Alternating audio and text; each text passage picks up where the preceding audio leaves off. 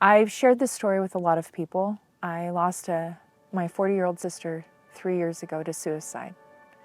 And in that process have come to understand a principle that I like to call broken parts. Currently there's a rake hanging on my wall in my home with a broken handle. And it's there as a visual reminder. It went up soon after her death, that rake, if I took it off the wall, would still work. I could still use it to get the weeds out of my yard, but it's not perfect.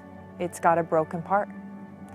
And the truth is, we all have broken parts. There's something about all of us that isn't exactly the way we want it or isn't perfect. We have an addiction or a learning disability or a struggle. I like to call it my calic, in your hair, where your hair never quite goes in that direction and it always falls to the other side. We've all got those things, those little flaws, and maybe some of them are really big. We feel like that broken part stops us from being effective, from being important.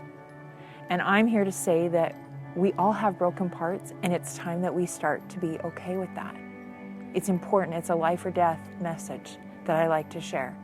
My sister had broken parts, and it came to a place where she didn't have hope or faith that her broken parts were acceptable any longer, that the world would be better without her, and that was a lie. Because I loved her, and I knew her whole life. I knew many of the struggles she had faced. I didn't know every deep secret or thought she may have ever had, but I had a pretty good picture of what she was great at and what she struggled with. And I loved her broken parts. It came with her. It helped her become more compassionate. It helped her develop talents that others maybe wouldn't have had.